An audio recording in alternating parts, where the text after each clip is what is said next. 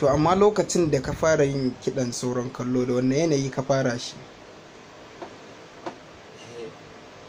To yanayin dai ai ya danganta da yadda shi producer yake. Ya zama misali za ka yi fara yin kiɗa, maybe ni gaskiya yadda nake yi ba na fara ɗaukan amshi kamar in ce zan ɗau busar tiri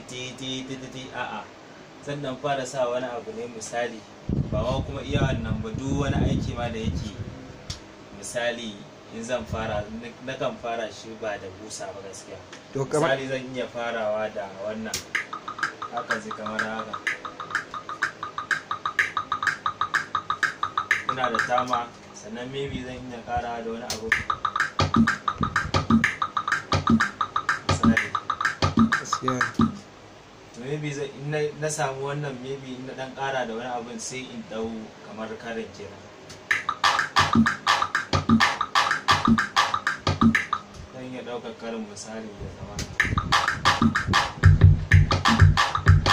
misali da zai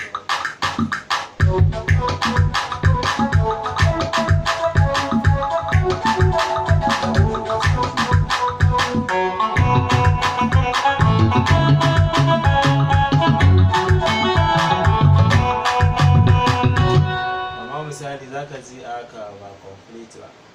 To ina dan fara kamar da dan abin da misali zai ban damar da zan sa wasu abubuwan da za su zama separate, wannan yana nasa aikin, wannan yana nasa aikin, wannan yana nasa aikin. Misali in ka zo wannan abin, misali in ka ji shi haka zaka ji misali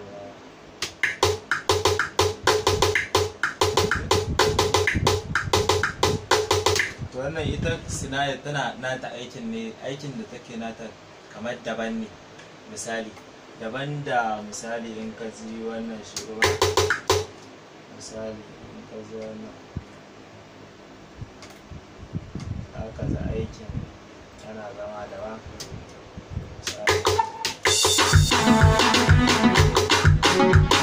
haka ji kamar wani tafi ne ke pow pow pow pow pow pow, zaka za haka abin yaji. To misali ba aikinsa ɗaya da wata,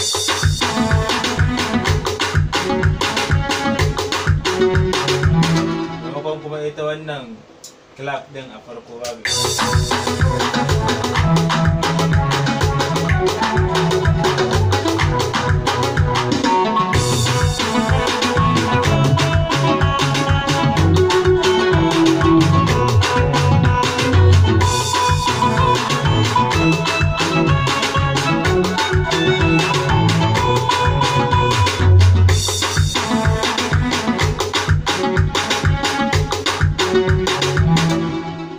lokacin da yana shiga baiti zaka ji kwata-kwata kusan aikin ya sauya. Yayin da ka shigo amshi ana yin amshi to da kuma ya shiga baiti sai ka ji aikin ya zamana ya sauya, saboda menene ka dan samar da wani abu wanda babu shi a wurin tafiyar amshin kina. Kaga wannan dai shine kusan complete